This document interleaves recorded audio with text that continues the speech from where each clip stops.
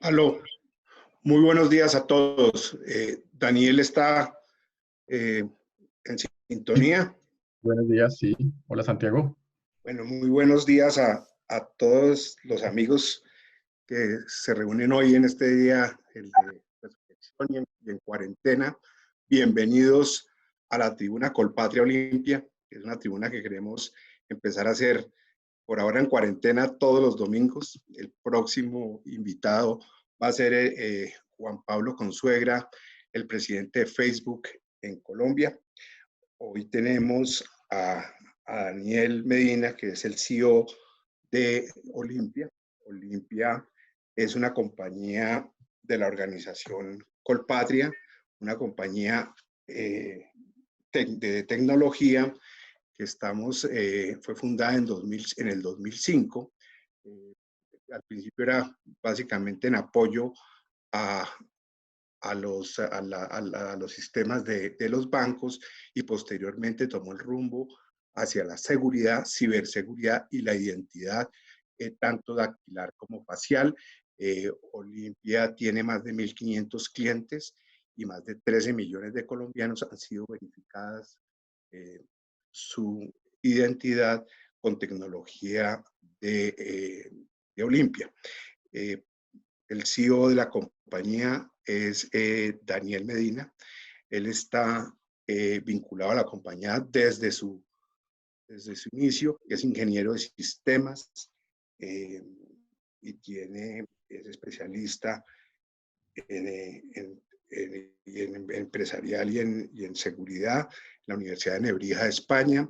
Ha sido conferencista y es una de las personas que lidera la cuarta revolución en economía, la economía digital. Sin más preámbulos, le paso la palabra a Daniel Medina y también desde ya los invito al próximo domingo a la misma hora con Juan Pablo Consuegra, presidente de Facebook. Adelante, Daniel.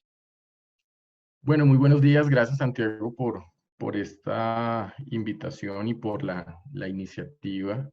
El día de hoy tengo el gusto de compartirles una charla que he llamado Documentos electrónicos y la firma digital.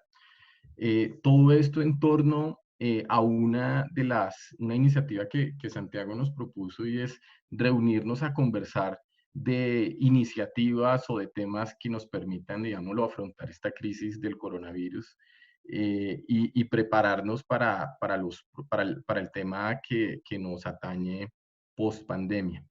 Entonces, vamos a iniciar.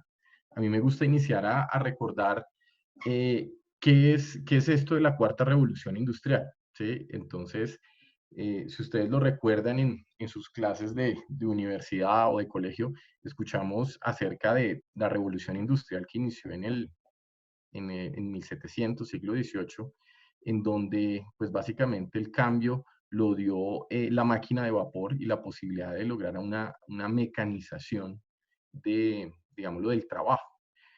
Casi 100 años después, inicia la masificación de la electricidad, y pues básicamente el cambio que toma la humanidad en torno al trabajo y mano de obra cambia drásticamente, porque la capacidad de la energía, tanto para producir eh, nuevos bienes, servicios, y un cambio radical en cómo funcionaban las fábricas.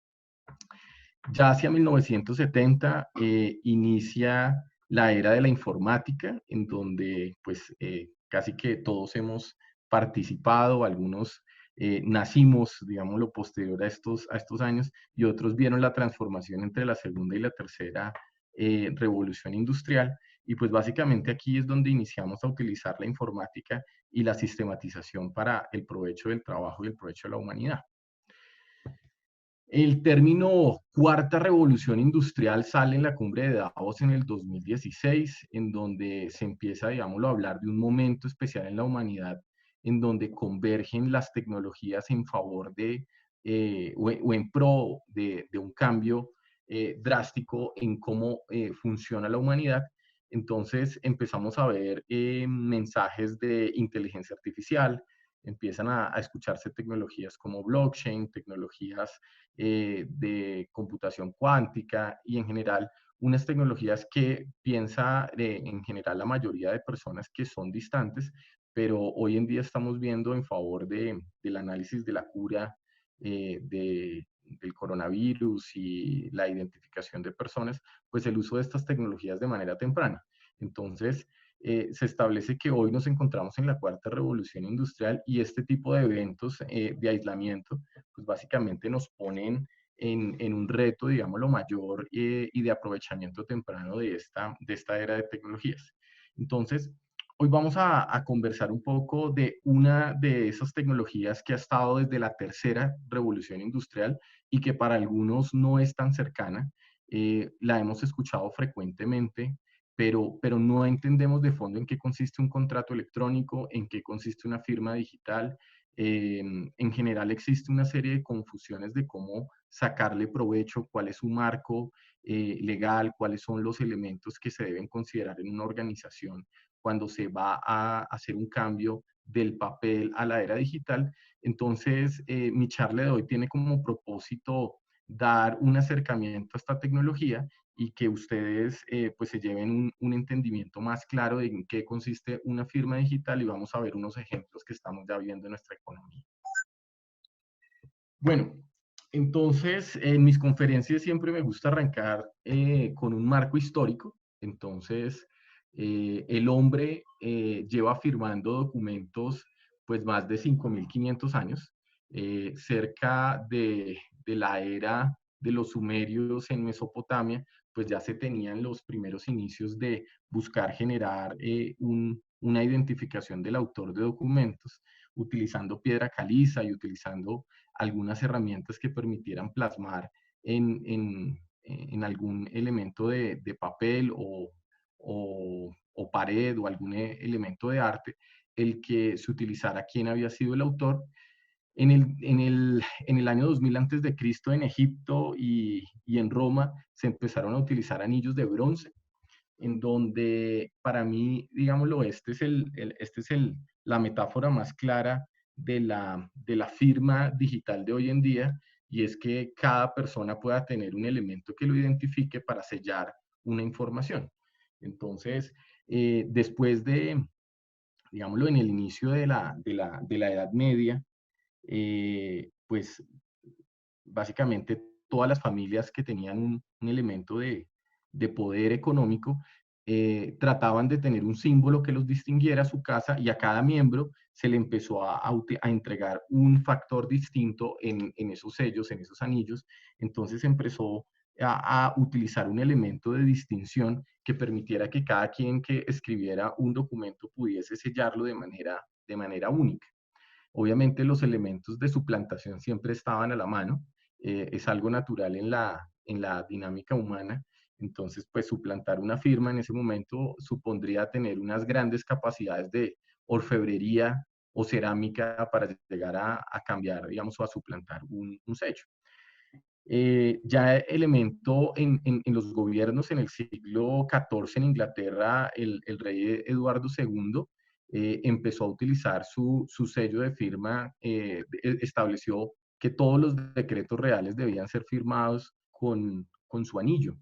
Ese era un anillo, digámoslo, bastante conocido porque tenía uno de los rubíes más digámoslo, apreciados. Entonces, en adelante del rey Eduardo de Inglaterra se empezó a firmar decretos reales con un anillo de firma. Y en los monasterios, en donde se utilizaba o en donde realmente se desarrolló la caligrafía desde el siglo IV, pues empezó a utilizar la firma manuscrita como un elemento de identificación de textos, ¿sí? Entonces, dado que el nivel de educación era tan bajo en las personas, pues solo, digámoslo, pasado el año 1300, 1500, pues empezó a utilizar la firma como un elemento masivo. Entonces, voy a arrancar por algunas definiciones que me parece importante y nosotros estamos acostumbrados a ver una firma como un trazo, un grafo en el cual cada uno de nosotros de manera única se describe o realiza la firma o aprobación de documentos.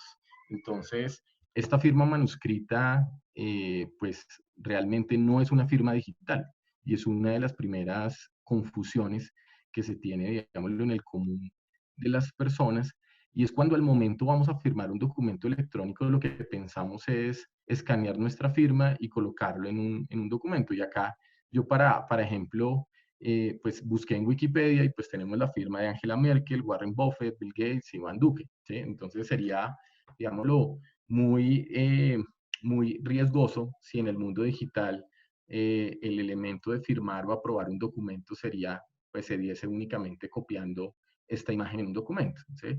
Entonces, vamos a describir esto como las firmas manuscritas, y cuando las escaneamos vamos a utilizar la expresión firma manuscrita digitalizada o firma digitalizada, no firma digital. Entonces, y aquí muy de propósito de aprendizaje o de refuerzo, ya en el ámbito o en el espíritu jurídico de una firma, la firma tiene como propósito identificar o asegurar, autenticar la identidad de un autor o de un remitente, y a su vez, pues, probar el consentimiento, y este consentimiento pues tiene un carácter legal, ¿sí? Entonces, tanto es así que en la mayoría de los códigos penales del mundo, pues falsificar una firma es un delito, ¿sí? Entonces, nuestro arraigo a utilizar un grafo, pues, digámoslo, trazado con nuestra mano, hoy en día pues está afianzado como un elemento de confianza, porque ese grafo en lo posible se traza de manera presencial, y adicional con los caracteres, con la identificación y estudio de la grafología, pues se ha logrado generar un elemento de confianza para los trámites o los negocios presenciales. Entonces, en este momento, este elemento de trazar un grafo de manera presencial, pues no es viable para nosotros en un estado de aislamiento, y pues nos permitirá entonces entrar a una era que para algunos es nueva, para otros ya lleva bastantes años, pero tiene que ver en el estudio de cómo logramos que nuestros contratos y nuestros elementos de confianza ahora tengan validez sin que tracemos este grafo. Solo de reflexión, este meme o esta imagen ha circulado recientemente, expresando lo que estamos viviendo en el cambio por confinamiento y post-COVID, en donde esto que sería una escritura pública de un matrimonio, pues lo que nos ha abierto y nos abre la mente, la posibilidad de realizar transacciones utilizando videoconferencias y utilizando elementos electrónicos. Entonces, estos debates que llevan más de 52 años trabajándose en la humanidad de cómo lograr el uso de elementos tecnológicos para darle validez a los contratos, pues básicamente están absolutamente acelerados y necesitan tomar conciencia de las empresas y de las personas de manera rápida, porque es muy probable que estos elementos de videocontrato o videoconferencia con validez probatoria, pues se nos vuelvan un elemento pues realmente rutinario. Entonces ahí, en el ejemplo de presión Enter, si está de acuerdo, o Escape, si no está de acuerdo, pues es un elemento y una metáfora, pero obviamente es un poco más allá, es un poco más complejo, pero se nos vendrán, digamos, unos próximos años de cambio en donde tendremos que ser mucho más flexibles y entender esta dinámica de cambio de la humanidad. Entonces, quise reflexionar con ustedes, y los invito a que piensen sobre el último pagaré que hayan firmado ustedes solicitando un crédito, una factura física o electrónica que ustedes hayan recibido o emitido, un contrato laboral, un contrato de proveedor. ¿Cómo fue esa experiencia? Si algunos ya han tenido algún tipo de experiencia pues digital, o finalmente todavía la mantienen física. Y abajo tengo el reto que hoy en día, con la restricción de las notarías, con la apertura, pues que ya hay un poco más de flexibilidad, pero empieza a suceder una reflexión. Venga, tenemos que encontrar elementos que nos permitan que los negocios y el país y las organizaciones sigan funcionando a pesar de la no presencialidad, ¿sí? Y pues les dejé a la izquierda como una reflexión, y es Si alguno recuerda haber firmado un contrato con Netflix, pues seguramente no.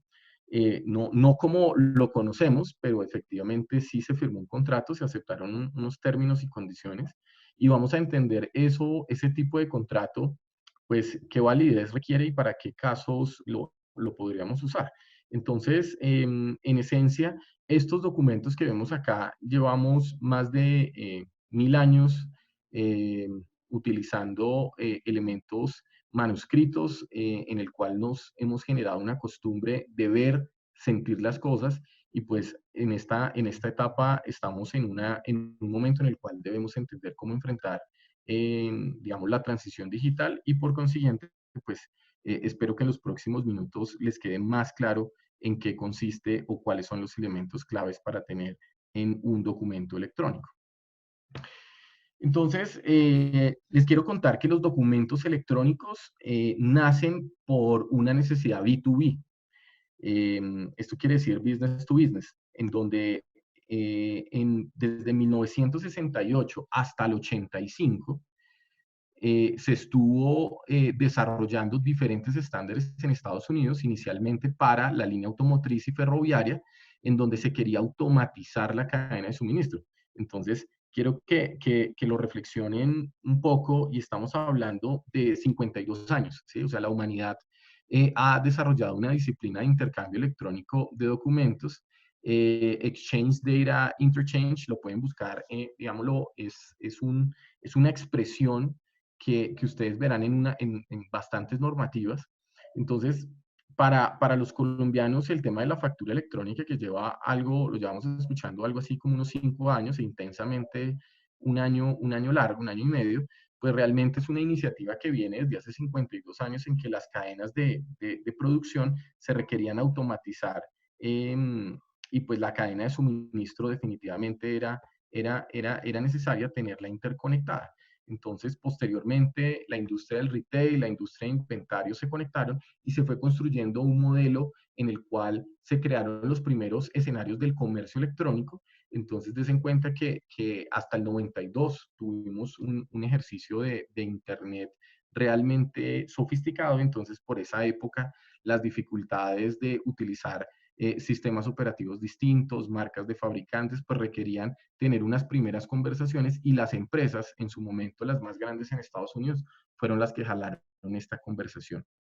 Y de hecho, les doy un dato para los que les interese el aspecto legal. La palabra EDI aparece en nuestra ley de comercio electrónico del 99, o sea, quiere decir que pues Colombia trató de adherirlo, pero ese concepto no es muy frecuente. Entonces, quiero continuar contándoles un poco de historia. Entonces, la evolución del concepto del Internet del todo. Entonces, recuerden que desde el 68 se inició la conversación entre empresas de cómo podrían automatizar su cadena de abastecimiento. Pero hasta el 92 ya se encontraron métodos de masificación, ¿sí? Entonces, los métodos anteriores al Internet pues eran muy precarios, la capacidad de intercambiar información era limitada. En el 92 inicia la era del Internet de los documentos. Ustedes recordarán, los que vivieron esos primeros años de Internet, era básico los contenidos que podíamos ver por Internet. En el 94 se realiza la primera transacción de comercio electrónico, un domicilio de pizza, y pues de ahí se establece como el nacimiento del comercio electrónico, y seguido a eso, pues el emprendimiento más importante posterior del 94, que para mí es Amazon. Aprovechó ese inicio de la era del Internet del comercio, y pues ahí entra un nuevo debate, y es ese debate del comercio electrónico, que lo rige, cuáles son sus reglas, cuáles son los elementos a considerar. Y entonces vamos a ver un poco más adelante cómo las Naciones Unidas intervino para la normalización. En el 2005, con el nacimiento de Facebook, pues nace el Internet de las personas. Entonces acá ya podemos comunicarnos y expresar pues nuestras opiniones, conectarnos. Nacen este tipo de plataformas de videoconferencia, y pues la humanidad empieza a estar más conectada. En el 2008 sale el concepto de Internet de aplicaciones, entonces Apple lanza su Apple Store y pues un conjunto de aplicaciones que hoy usamos frecuentemente y muchos de ustedes están conectados desde su, desde su celular, empezaron a tener una acogida relevante y pues hoy en día utilizamos aplicaciones pues como WhatsApp, Rappi, diferentes aplicaciones que nos resuelven una actividad de un job específico que nos agrega valor. Y desde el 2014, Kevin Ashton empezó a escribir su primer paper en torno al Internet de las Cosas. Entonces, algunos de ustedes pues, pueden tener un reloj inteligente, un reloj que tenga el sensor. Yo uso para hacer ejercicio este reloj que pues tiene sensores de mi frecuencia cardíaca y quema de calorías. Y empezamos a ver algunos electrodomésticos que tienen la capacidad de conectarse. Entonces, des en cuenta que desde que nace el Internet tuvo un provecho para el comercio y en el 94, muy rápidamente, solo 2 años después, se empezó a utilizar con propósitos de hacer transacciones. Entonces, las Naciones Unidas, una vez ve el incremento y las necesidades de crear digamos, un marco global para que el comercio electrónico empezara a tener digamos, unos elementos formales, utiliza la Comisión para el Derecho Mercantil Internacional y produce digamos, la ley marco del comercio electrónico. Esta ley básicamente tiene tres elementos que se conocen como principios, tres principios: la equivalencia funcional de la firma digital y la firma manuscrita.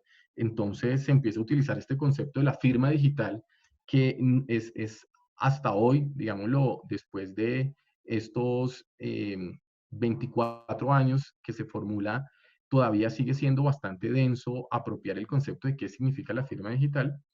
El segundo principio, la neutralidad tecnológica, es decir, que no podía ser una tecnología propietaria, que nadie tenía, digamos, la potestad de hacer algo de un ecosistema cerrado y no discriminar los documentos electrónicos versus los documentos físicos. Ese era el propósito. Y el Congreso de la República emite la Ley de Comercio Electrónico en 1999 y pues básicamente es la que empieza a regir las transacciones y negocios que se empezaron a dar a través de medios digitales. Entonces, quise colocar aquí los 4 puntos claves o los 4 conceptos claves de la Ley de Comercio Electrónico, en donde hoy, día a día, nosotros estamos, digámoslo, enmarcados bajo estos conceptos. Entonces, para que lo tengan presente, lo primero es un mensaje de datos. Estos 4 conceptos Colombia los apropió casi que de manera idéntica y casi todos los países de Latinoamérica. Tal vez República Dominicana es el país que apropió de manera casi que idéntica la ley marco de las Naciones Unidas. Colombia le hizo algún cambio menor en su redacción. Entonces, el primero es mensaje de datos. Los mensajes de datos es la información que se intercambia por medios electrónicos.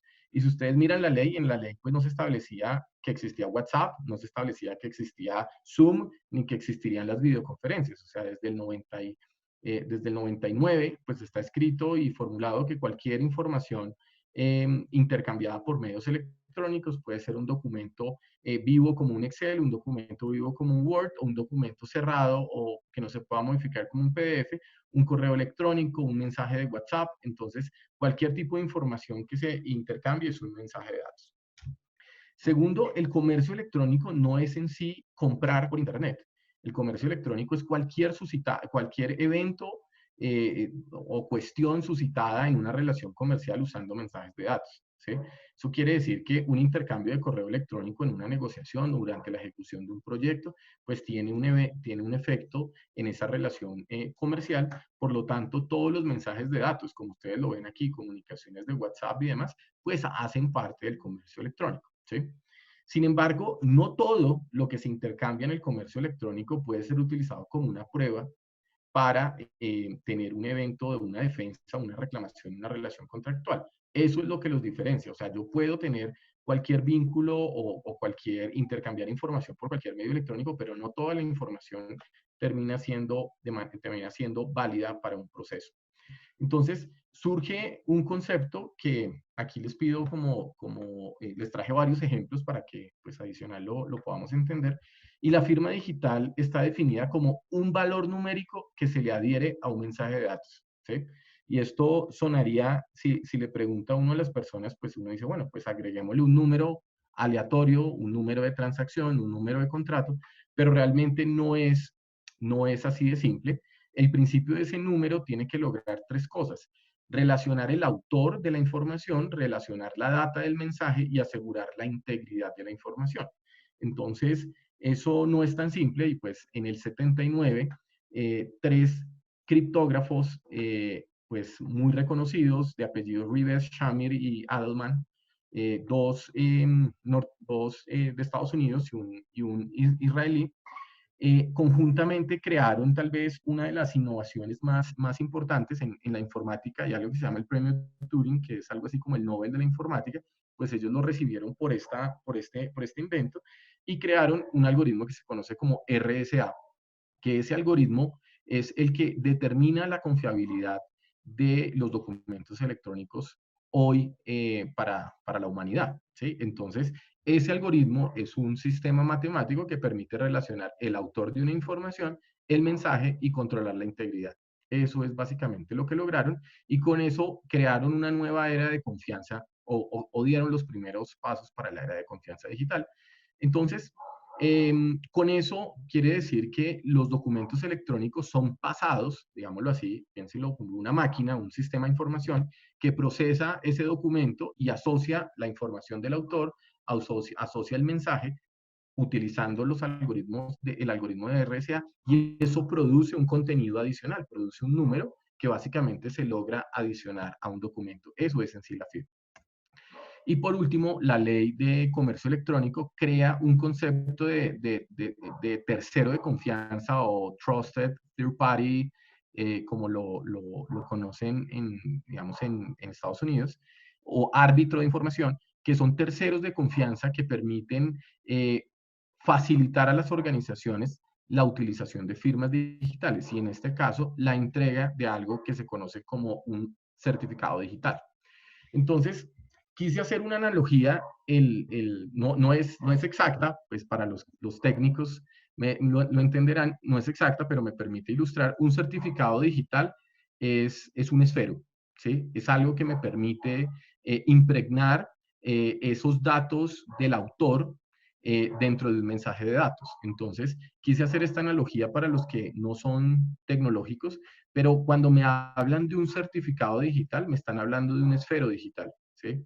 Entonces, en Internet, cuando vemos la seguridad de las páginas web, y ustedes han visto las campañas que dice entre HTTPS, ese S de Secure, es un certificado digital de la página de Internet. Entonces, lo que está haciendo es firmando que ese contenido de la página corresponde a la empresa, ¿sí? Entonces, el mundo de la confianza de los derechos de autor y la confianza de los contenidos digitales hoy se basa en el uso del certificado digital y en estos tres criptógrafos que hicieron un gran aporte a la humanidad, en donde en el 79, recuerden, se desarrolló este algoritmo y todavía lo usamos. Entonces, mensaje clave que se lleve en entidad de certificación digital: es un tercero de confianza que nos ayuda a emitir certificados digitales. En este caso, los certificados son un esfero digital. Entonces, quise hacerles un ejemplo de cómo se ve una firma digital, ¿sí? Entonces, todos usamos documentos PDF. Entonces, a la izquierda tengo un documento en el cual coloqué mi firma manuscrita y la mayor cantidad de personas, digámoslo, cerca de 8 de cada 10 personas, consideran que la imagen de la izquierda es una firma digital, ¿sí? Entonces recuerden que las firmas de las personas públicas están expuestas en Wikipedia. Entonces, pues si yo en este momento colocara ahí la firma de Bill Gates, pues no tendría sentido, no tendría valor probatorio que ese es un documento de Bill Gates. Entonces, eso para que se hagan una idea que pues las firmas manuscritas digitalizadas se encuentran disponibles en Internet, entonces no pueden ser un elemento de confianza en las transacciones de comercio, ¿sí?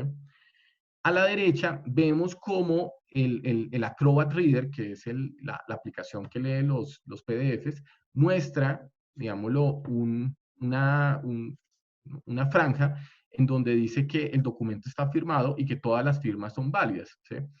Esta funcionalidad, quiero que la entiendan que es esa firma digital, que es ese valor numérico que se le dice que se le agregan a los documentos, vamos a llamarlo en adelante como una metadata, ¿sí? Es decir, no es un dato en sí dentro del documento, no lo altera, el contenido no ha sido modificado, sino que anexo tiene un dato que lo describe. Es decir, en este caso, la firma digital se consideraría como un dato que describe y permite confirmar la integridad y la autoría del documento. Les traje, como está muy de moda la firma, la factura electrónica, les traje otro ejemplo que permite entender qué es un documento electrónico y su representación gráfica. Entonces, ¿qué es esto de la representación gráfica? Es una expresión que se ha utilizado para visualizar la información como la entendemos, como la hemos entendido hasta ahora. Entonces, nosotros durante, digámoslo, la era del comercio físico, hemos utilizado papel para recibir o radicar una factura, como el de la izquierda, en donde pues básicamente se presta un bien, un servicio, y pues ese cobro por esa prestación se emite una factura y pues se recauda. En este momento nosotros vemos a la izquierda un documento que en sí no representa una factura en Colombia, ¿sí? Es una representación gráfica que está firmada, pero es un documento informativo, ¿sí? El documento que ante la DIAN y ante, llamémoslo, un proceso de reclamación de un título como es una factura, es el de la derecha, ¿sí? Es un documento que no es fácil de entender para las personas que no se dedican a los sistemas de información, pero es un formato conocido como XML que permite, pues básicamente colocar contenido estructurado en donde las partes se ponen de acuerdo. En este caso, la DIAN definió el documento, tomó algunos principios de lo que era EDI en el estándar que les decía de documento electrónico, pero de intercambio electrónico, pero este es un estándar, digámoslo, colombiano. Y la firma digital la extraje en la parte de abajo. La firma digital, ese valor numérico que describe una transacción, pues está puesto abajo. Entonces quiere decir que cada formato, un formato como PDF o un formato como Word, fueron diseñados para que la metadata pudiera verificar la firma dentro de la herramienta. Entonces uno puede entrar también en Word y verificar si un documento está firmado, o puede verificar en PDF si un documento está firmado. ¿Listo? En este caso, un documento de transacción, una transacción bancaria, una transacción de un intercambio, en este caso de notificación a la Dirección de Impuestos, de la emisión de una factura entre un comercio y un adquiriente, pues básicamente la firma digital es este texto, ¿sí? Entonces, con esto quiero cerrar este punto recordándoles la firma digital es ese número, llamémoslo, es un número grande, aquí está expresado en letras, que permite describir la información y su autor, y pues básicamente controlar la integridad. Con esto nos vemos un poco más cercanos a que día a día estamos en la era del uso digamos, de la firma digital para dar el reemplazo a los documentos físicos. Por lo tanto, durante los años 2001 a 2012 tuvimos, como vieron, el inicio del Internet de las aplicaciones y el Internet de las personas. Entonces acá, digámoslo, algo que complejizó la firma digital durante sus primeros años es que obtener una firma digital era un proceso complejo, ¿sí? Obtener una firma requería gestionar un certificado digital ante una entidad de certificación, y aunque era un proceso confiable, pues básicamente el elemento de dificultad y usabilidad impidió que la firma digital se masificara.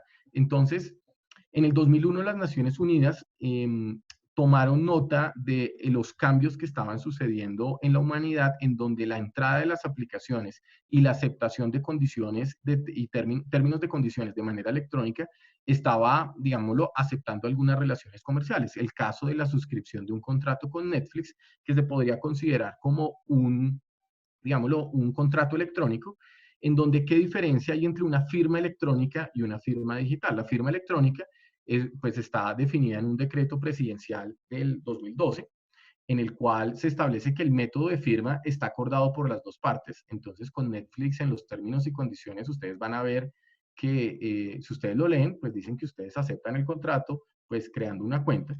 No requiere el uso de una entidad de certificación, es el segundo punto, es decir, que las relaciones bilaterales entre dos partes se ponen de acuerdo en un esquema de cómo van a acordar un contrato y se deben asociar a la transacción códigos, contraseñas, datos, la dirección IP del teléfono, la dirección IP del televisor que está haciendo la transacción. Entonces, la firma electrónica entonces supone un reto y es que el método de firma lo establecen las partes, ¿sí? Y quiere decir que no todas las partes son expertos tecnológicos y algunos de los métodos de firma que se puedan haber definido electrónicamente, pues pueden tener sujeto a suplantación de identidad. Eso es un poco la diferencia entre la firma digital y la ley de firma electrónica. La ley de firma digital exige el uso de una entidad de certificación que está vigilada por, digámoslo, por el Organismo Nacional de Acreditación, y la firma electrónica, pues básicamente es más flexible, pero tiene unas necesidades de establecer controles por cada uno de los firmantes. Entonces, la firma electrónica establece que permite que la biometría sea facial, dactilar. A todos, me imagino, les ha llegado en alguna aplicación algún código al celular para confirmar una cuenta. Eso se conoce como una clave de un solo uso, one time password. Y el reto es que se debe confirmar la identidad. Y un poco el ejercicio o la confianza que nosotros tenemos de ver a las personas y conocerlos y que me presente la cédula y pues básicamente que me firme un papel, ese elemento, si ustedes lo analizan, tiene un costo de transacción mayor. Y llamo costo de transacción los costos y gastos que tienen que ver para la prestación de un bien o un servicio, incluyendo la vigilancia para el cumplimiento de la obligación. Entonces, la teoría de los contratos electrónicos es que es más barato utilizar un contrato electrónico que toda una experiencia física, papel, custodia y demás para poder realizar la transacción. Pero el reto siempre será confirmar la identidad de las partes firmantes. Para la ley de firma electrónica, y aunque es más reciente, la tecnología de blockchain podría considerarse como una ley de firma electrónica. Blockchain de por sí no asegura la identidad de la persona, pero es un elemento confiable de inmutabilidad y de la información. Entonces puede considerarse blockchain con una capa adicional de identidad como un método de firma electrónica, y pues el cifrado de RSA utilizado por privados, o sea, por empresas sin utilizar una entidad de certificación, pues también podría ser considerado como una firma electrónica. Entonces, cuando ustedes abren un producto por internet con un banco o con una empresa de telecomunicaciones, dan los términos y condiciones, leen los términos y condiciones, pues básicamente ahí le están explicando que está aceptando un contrato de manera electrónica y queda almacenado los datos de su IP, queda almacenado los datos de su identidad, y pues ese elemento conjunto entre la identidad y los datos de la transacción es lo que permite describir y cumplir los requisitos de un documento electrónico. Entonces, ¿cómo se están transformando hoy las empresas, ¿sí? En la práctica? Entonces, tengo arriba un contrato de ejemplo y un contrato firmado.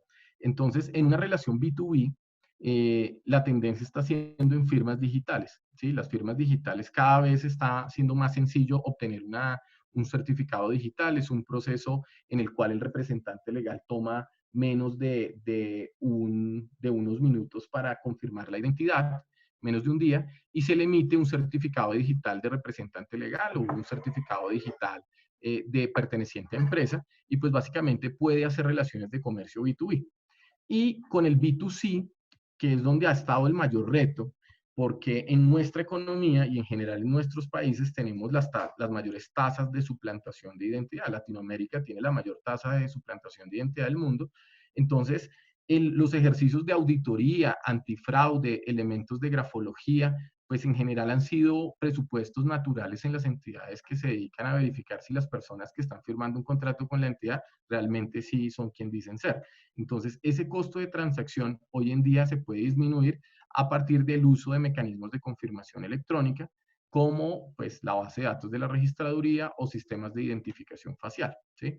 Entonces, este elemento de transformación está haciendo que los contratos se puedan hacer de manera expedita en medio de digamos, de la telepresencia o en medio del uso de los canales electrónicos, y pues son unos elementos confiables, probados, y que en la humanidad, recuerden, llevan más de 52 años ideándose, pero en Colombia pues tienen una tasa de adopción todavía baja. Entonces, un poco esta conversación lo que pretende es ampliar un poco la visión y estado de madurez de estas tecnologías para que cada uno pues, pueda sintonizarse más y entrar a, digamos, a tener más confianza con el mundo de las firmas digitales y electrónicas.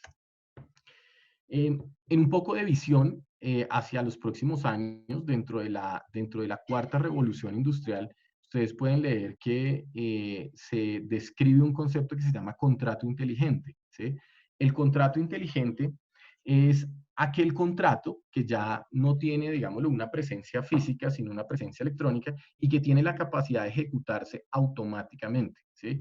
Imagínense un contrato en donde una persona pide un crédito de vehículo y ese vehículo, pues básicamente, si no se paga la cuota de crédito, se apague, ¿sí? Entonces, eso lo podría hacer si hay un vehículo autónomo, un vehículo inteligente que está conectado a una red de Internet y pues esa red de Internet permite comunicarse con el banco y establecer que la cuota está vencida, entonces proceder a no permitir el prender el vehículo, ¿sí? Ese tipo de elementos en donde la tecnología es capaz de ejecutar el cumplimiento de un contrato es conocido como contrato inteligente. Es decir, que el código está escrito, que el contrato está desarrollado por software y permite que en caso de que se cumpla o se incumpla, automáticamente ejecute la cláusula que deriva pues, la acción según el caso. Esto obviamente vendrá una era de debate, ¿sí? Porque quiere decir que la justicia pues será aplicada de manera automática, pero si lo vemos como la ejecución de lo acordado, pues el costo de transacción de la economía se disminuiría bastante porque no existiría el riesgo de que un comerciante pues pensara en el incumplimiento de un contrato. ¿Sí? Entonces cambiaría bastante la dinámica de las pólizas de cumplimiento, cambiaría bastante los costos que se tienen que tener de auditoría y pues en esencia esto se espera que surja dentro de los próximos 10 años. ¿Sí? Esto ha iniciado a ejecutarse sobre blockchain, algunos pueden conocer algunas tecnologías como Ethereum, que son compañías que han empezado a convertirse en plataformas que permiten empezar a crear contratos electrónicos con ejecución automática. Entonces, durante los próximos años veremos una vertiente de compañías que intentarán tener una disminución de sus costos creando contratos de manera automática. Quiero finalizar esta parte para después iniciar algunas preguntas con dos aspectos y muchos de ustedes habrán escuchado un concepto que se llama fintech, que son compañías tecnológicas que tratan de resolver o hacer un job de la cadena digamos, de servicio de las entidades financieras. Entonces se ha creado un nuevo concepto que se llama Legal Tech, que es nuevamente la unión entre legal y technology, en donde lo que se pretende es compañías tecnológicas que pretenden prestar servicios o cambiar las experiencias de cómo se relacionan las personas con el mundo contractual. ¿Sí? Y esto incluye en las Legal Tech algunos escenarios como justicia, algunos escenarios en contratos B2B, contratos C2C. Entonces, vamos a tener, digámoslo, durante los próximos años una nueva conversación que se empieza a activar ahora con este tema de la videopresencia, en donde pues nuestros marcos regulatorios están bastante amplios, o sea, des en cuenta que las leyes del 99 permiten considerar transacciones por medios y canales electrónicos que no existían en su momento y lo existen hoy. Entonces tuvieron una perspectiva amplia, sin embargo, cada uno de los canales que hoy tenemos requiere una serie de controles adicionales para asegurar que el comercio electrónico cumpla, digamos, las expectativas de las partes y las seguridades que cada uno de los comerciantes, personas y demás actores considera. Entonces, con esto quiero dejarles este concepto de Legal Tech y resumirles un poco lo que vimos hoy, la historia de las firmas como elemento de distinción y autoría de documentos y consentimiento, en donde pues durante varios siglos hemos utilizado la firma manuscrita. Aclaramos que una firma escaneada no es una firma digital. Una firma digital es correr un procedimiento tecnológico matemático desarrollado en 1979 que permite adicionarle un contenido al documento y ese documento, pues al unirle ese contenido, se considera que un documento está firmado. Existen dos términos, firma digital y firma electrónica. Mucho más confiable la firma digital porque hay un tercero de confianza que ayudó a emitir ese esfero digital, conocido como certificado digital. Y la firma electrónica nos ha permitido que contratos como el de Netflix, suscripciones y demás, contratos un poco más sencillos, en donde se pueden finalizar suscripciones, y el caso de términos y condiciones, pues se puedan, digámoslo, realizar a partir del uso de los elementos tecnológicos. Entonces, por último, conversamos de lo que serán los próximos años la tendencia de los contratos electrónicos y el cambio en el comercio, y el concepto que empezarán a ver muy de la mano de las fintech, el concepto legal tech, que permitirá hacer una disrupción en cómo nos integramos o cómo funcionamos en el comercio, en las notarías, en la relación con el gobierno, en el intercambio de documentos y pues obviamente en lo que he llamado yo los videocontratos, que serán tal vez un próximo elemento a revisar en los próximos meses. Bueno, por último, quería contarles que desde Olimpia vamos a lanzar una iniciativa en medio del coronavirus. Hemos decidido apoyar a las empresas y a las personas y vamos a entregar gratis certificados digitales, ¿sí? Nos hemos dado cuenta que durante la última semana, las últimas 3 semanas, hemos recibido más de 200 compañías solicitando algún tipo de apoyo para que sus compañías sigan funcionando, ¿sí? Entonces tomamos la decisión de lanzar una plataforma bastante sencilla que permita que cualquier ciudadano, cualquier comerciante pueda tener 5 contratos gratuitos y seguir funcionando dentro del cumplimiento de la ley de comercio electrónico y sin exponerse a problemas posteriores en sus transacciones. Esperamos que con esto desde Olimpia pues apoyemos en la reactivación económica y sobre todo en un elemento de apoyo a la transformación digital. Entonces, con esto a cada uno de ustedes también los haremos parte de esto y les estaremos enviando en los próximos días la información para que puedan tener su firma digital y puedan seguir funcionando desde sus casas, cumpliendo todos los elementos que establece la ley para generar documentos de validez probatoria.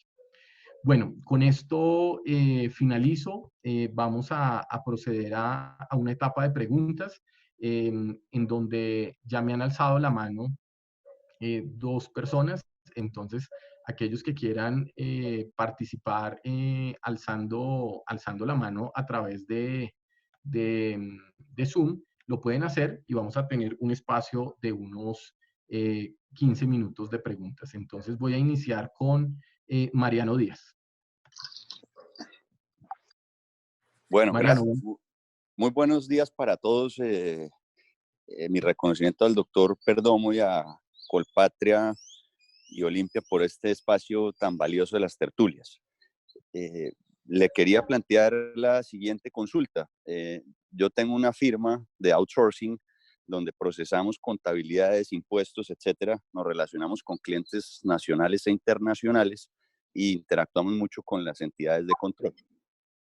Puntualmente, le consulto con su experiencia cómo ve la transición a todo este tema de firma digital, teniendo en cuenta que en la actualidad y en la realidad, por ejemplo, para nacionalizar un contenedor o para hacer algún trámite ante entidades de control, se están exigiendo documentos notarizados.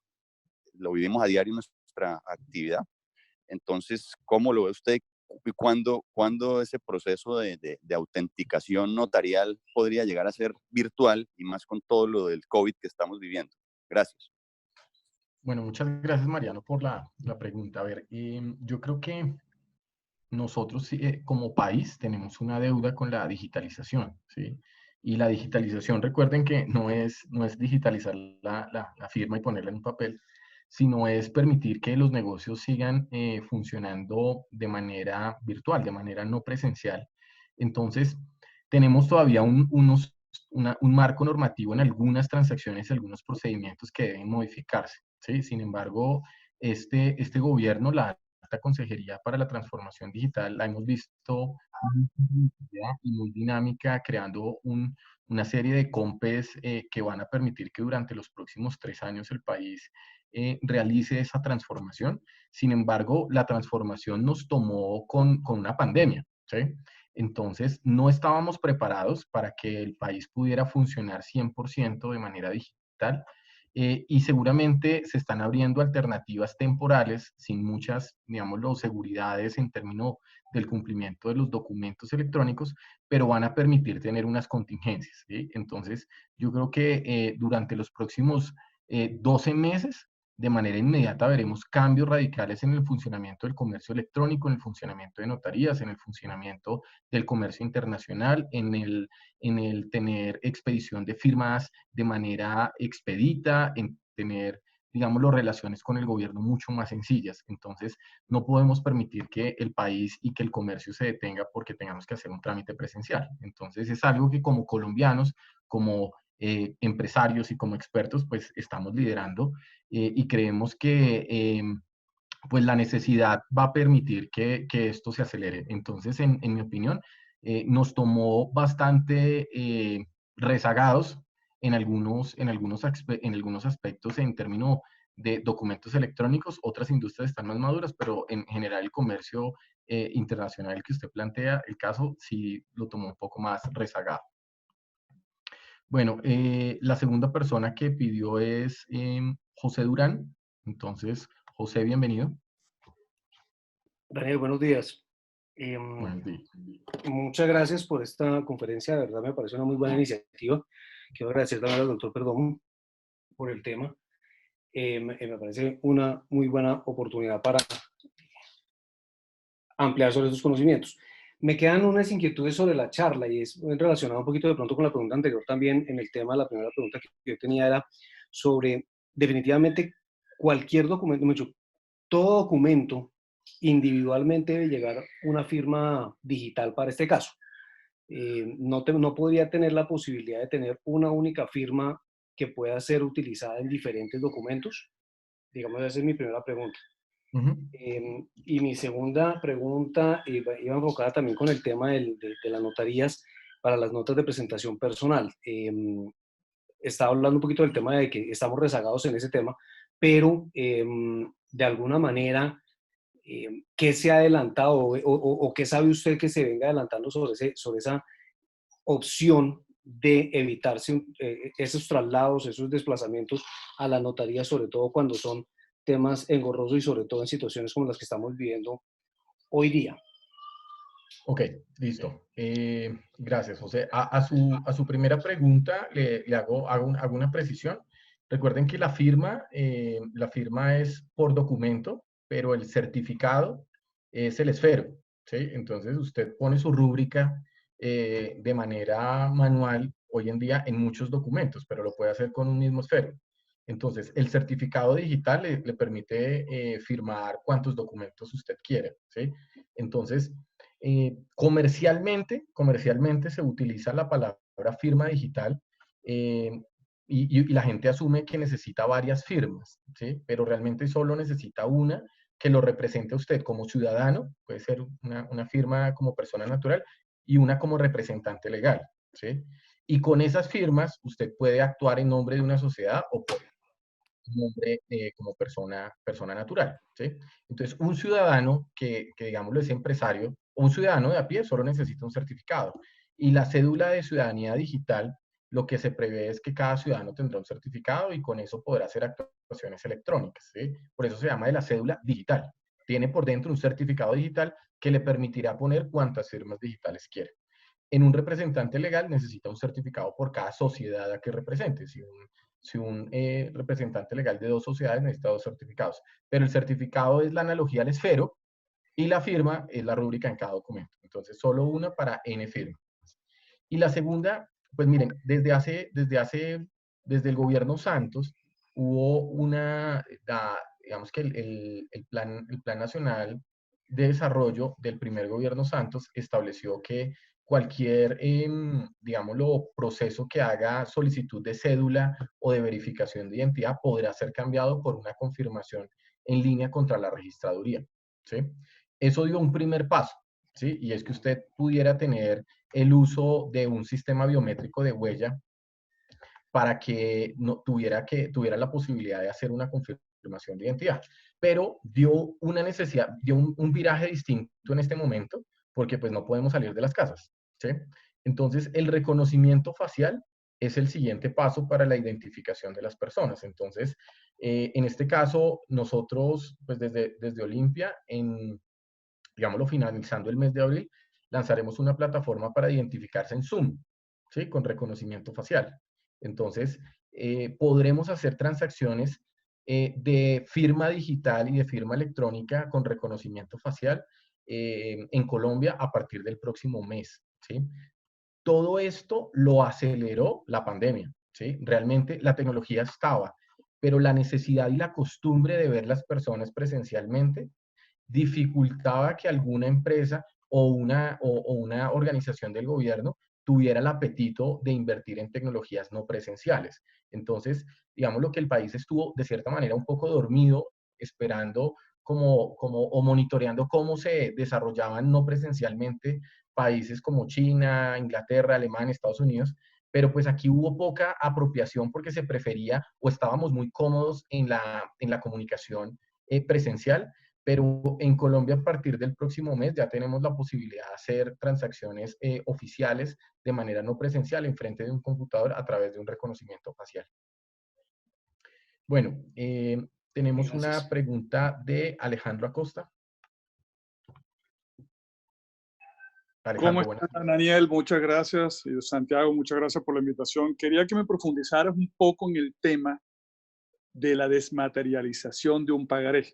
Nosotros somos Fintra, somos una financiera y en estos momentos de pandemia estamos mirando las opciones de firmar digitalmente los documentos, pero poder desmaterializar el pagaré. Eso, dale, esa es la pregunta. Perfecto, perfecto.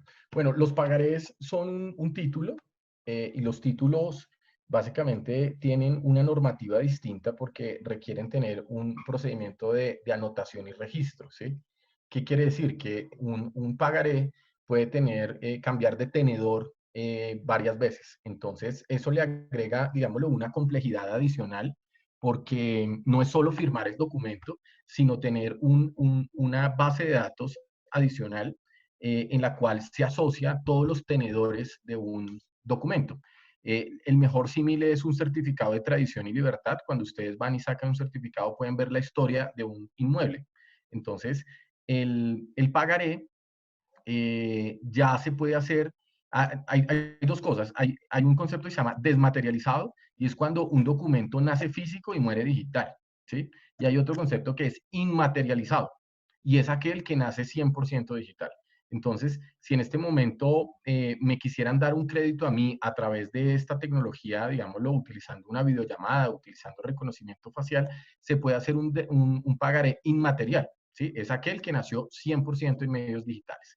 Entonces, lo que se está haciendo es utilizar la tecnología de identificación de la persona, ya sea biometría o verificarlo por datos. Entonces se puede verificar en diferentes bases de datos los celulares asociados a una identidad.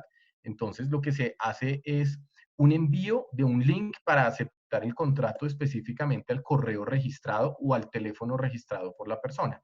Entonces, nosotros ya tenemos el pagaré inmaterializado en varias industrias en donde se están haciendo con reconocimiento facial, con firma por un mensaje enviado al SMS, por firma por WhatsApp, y ya hemos tenido el caso de llevarlo ante un juez y aceptar pues el cobro y el diligenciamiento del pagaré. Entonces, lo que tenemos claro es que el país está aceptando y está entrando, llamémoslo por obligación, al mundo digital y que la justicia ya aceptó, digámoslo, o un juez aceptó, digámoslo, el cobro de este documento. Entonces, para los pagarés tendremos una charla esta misma semana dirigida a abogados en el cual explicamos tanto el procedimiento de firma, el procedimiento de endoso y el procedimiento de diligenciamiento de pagaré y el procedimiento de cobro ante un juez, ¿sí? Entonces, lo que voy a hacer aquí es anotar para invitarte específicamente a esa sesión en la cual especificaremos cada uno de los procedimientos, pero confirmo, es 100% viable hacer un pagaré inmaterial en este momento en el país. Bueno, tengo una pregunta de Luis Enrique. Luis Enrique. Daniel, buenos días, ¿cómo te va?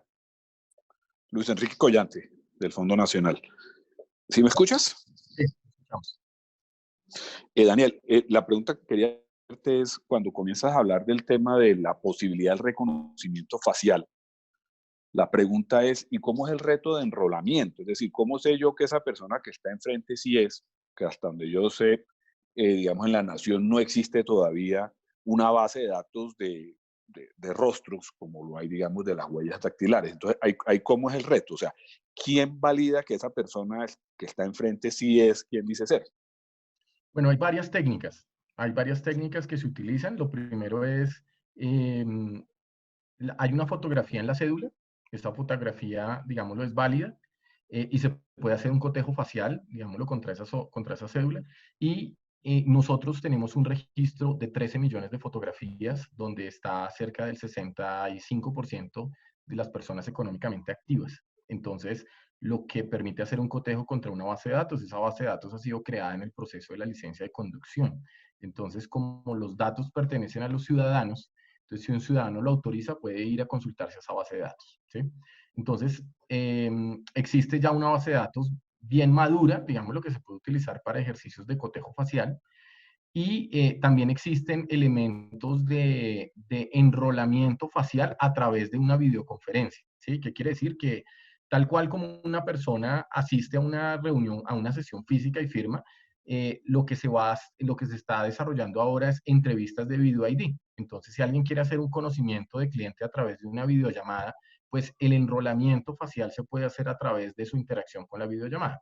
Entonces, existe la foto de la cédula, una base de datos facial que ya existe en las licencias de conducción, una videollamada y adicional, el próximo año, y probablemente esto acelere, la registraduría pondrá a disposición de algunos sectores la base de datos facial de la foto de los 18 años, ¿sí?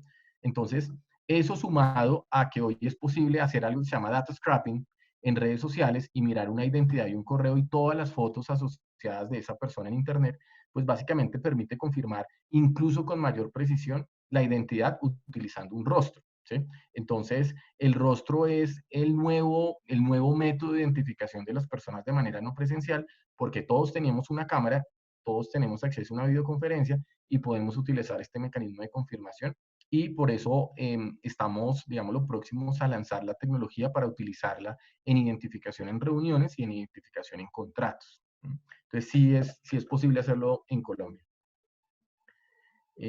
Bueno, tenemos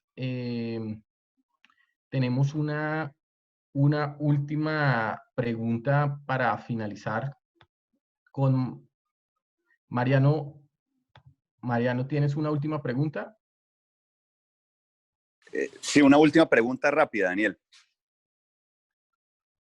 Sí, adelante. Durante tu intervención, me pareció comprender que nosotros como empresarios o empresas o personas naturales podríamos acudir a los servicios de Olimpia, independientemente del capítulo gratuito que anuncias que salió de firma digital. Sí. ¿Nos puedes ilustrar cuál sería el procedimiento para buscar algún ejecutivo comercial de Olimpia o cuál sería el mecanismo para podernos aproximar a la compañía y iniciar el conducto regular para adquirir estos servicios? Claro que sí, claro que sí. Nosotros, pues a todos los que están aquí vamos a enviarles una información para que podamos avanzar en analizar caso por caso y atenderlos de manera, digámoslo, muy focalizada. Pero normalmente tenemos un servicio de ventas digitales en el cual una persona a través de nuestra página web puede solicitar, digámoslo, información o a través de nuestra línea telefónica que está disponible en la página web. Pero en general lo que me llevo acá es vamos a enviar una información muy de actualidad en torno a que puedan utilizar nuestros servicios para empresas. Hemos sacado un plan para personas naturales, un plan para pequeños negocios, un plan para empresas y un plan para corporaciones, ¿sí? Lo que permite que poder tener hasta 200 certificados digitales y, digámoslo, cambiando un poco el modelo de negocio, ¿sí? Y es que no se pague por cada uno de los certificados digitales que antes estaban hace unos años, en torno a 1 millón de pesos. Entonces, sin tener ninguna actuación, tener que pagar un capital muy grande, vamos a tener paquetes entre 100.000 pesos y 2.500.000 pesos que permiten tener hasta 50 personas que puedan firmar y el modelo de negocio va a cambiar a un término de documento, ¿sí? Realmente poder tener un acercamiento al modelo de negocio de clientes no es pagar por el esfero, es pagar por usarlo, ¿sí? Entonces, lo que vamos a hacer es enviar la información a todos los que asistieron acá, independiente, digámoslo, del interés o no, van a tener derecho a utilizar gratuitamente la tecnología y aquellos que quieran tener un acercamiento más amplio a vuelta de correo de esa notificación, lo podemos hacer. Bueno, pues muchísimas gracias. Les agradezco pues la participación. Llegamos a 150 asistentes. La idea es que cada semana vamos a tener un tema de actualidad. Me permito, digámoslo, como hacer la presentación de Juan Pablo Consuegra, quien será el próximo speaker. Es el Country Director de Facebook para la región. Entonces, pues esperamos también que la próxima semana pues se conecten y pues durante esta semana estaremos muy atentos para acompañarlos en todas estas necesidades e iniciativas que tengan en el tema de los documentos electrónicos.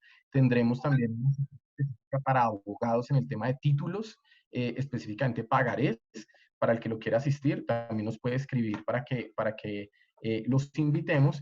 Y bueno, del lado de Olimpia, de Colpatria y en nombre también de Santiago que me pidió que despidiera, quiero agradecerles el tiempo. Esperamos que esta hora haya sido un poco de desconexión de lo que, de lo que estamos viviendo de cuarentena. Sabemos que entre semana hay una agenda muy difícil y por eso se coordinó este horario. Y la idea es que hoy hayamos aprendido algo en torno a tecnologías de documentos electrónicos y pues también que podamos apoyar un poco en la reactivación económica. Santiago está activo por si quiere dar un mensaje de salida. Sí, me resta solo agradecerle a todos los que estuvieron acompañándonos el día de hoy. Muchas gracias, Daniel, y los esperamos dentro de 8 días. Muchas gracias. Buenas Muchas gracias.